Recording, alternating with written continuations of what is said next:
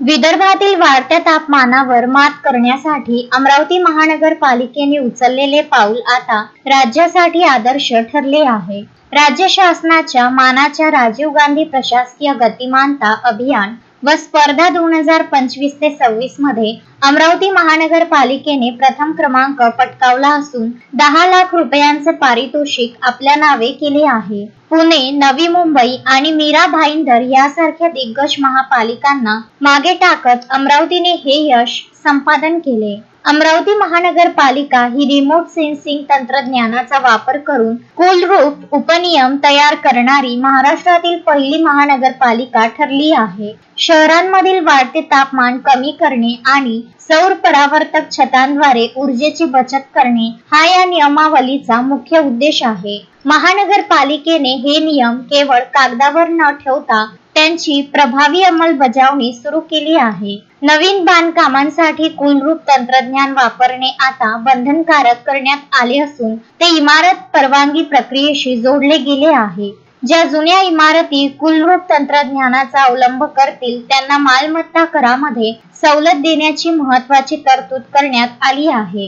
कर विभाग आणि इमारत विभाग यांना जोडणाऱ्या विशेष डिजिटल पोर्टलमुळे या प्रक्रियेत पारदर्शकता आणि वेग आला आहे। मुंबईत आयोजित एका विशेष सोहळ्यात मुख्यमंत्री देवेंद्र फडणवीस यांच्या हस्ते हा पुरस्कार प्रदान करण्यात आला।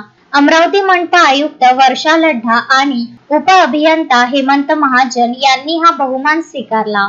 या अभिनव उपक्रमाची मूळ संकल्पना अमरावतीच्या माजी आयुक्त सौम्या शर्मा यांची होती। अमरावती महानगरपालिकेचा हा कूलरूफ उपक्रम आता राज्यातील इतर शहरांसाठी पर्यावरणपूरक विकासाचे एक प्रेरणादायी मॉडेल म्हणून समोर आला आहे। आज आम्हाला राजीव गांधी अभियानांतर्गत कूलरूफ या पॉलिसीच्या निमित्ताने प्रथम पारितोषिक मिळालेलं आहे।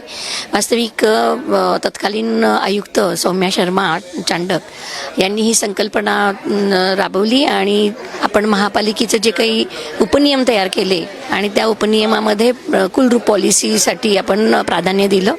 या पॉलिसीमुळे आपण जे काही आपले रहिवासी आहेत त्याच्यामध्ये त्यांच्या राहत्या घरावरती किंवा बिझनेसच्या याच्यावरती रूफवरती आपण कूलरूफ पॉलिसी तयार केली। तिचं प्राधान्यानं तिथं आपण कलर कोड किंवा ग्रीनरी किंवा ते मोझॅक टाईल्स लावणं अशा पद्धतीने ते कूलरूफ पॉलिसी आहे।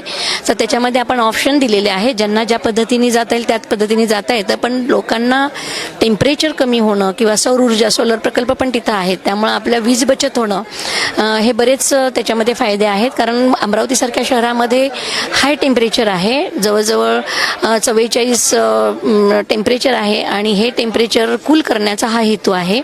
तर त्याच्यामध्ये आपल्याला लोकांचा पण प्रतिसाद चांगला मिळेल अशी अपेक्षा आहे, कारण त्याच्यामध्ये प्रामुख्याने आपण लोकांना प्रोत्साहित करण्यासाठी म्हणून करामध्ये सवलती दिलेल्या आहेत। ग्रीनरी किंवा कूलरूफ ही संकल्पना आता आपण त्या उपनियमामुळे आपण अनिवार्य केलेली आहे की जे नवीन हे आहेत 500 स्क्वेअर मीटरच्या पुढचे क्षेत्रफळ असतील तर त्याच्यासाठी आपण अनिवार्य केलेलं आहे आणि जे जुने आहेत त्यांना आपण प्राधान्य देऊन कर सवलत देतो, त्यामुळे नक्कीच याचा फायदा होणार आहे। शोएब खान, विदर्भ न्यूज, अमरावती।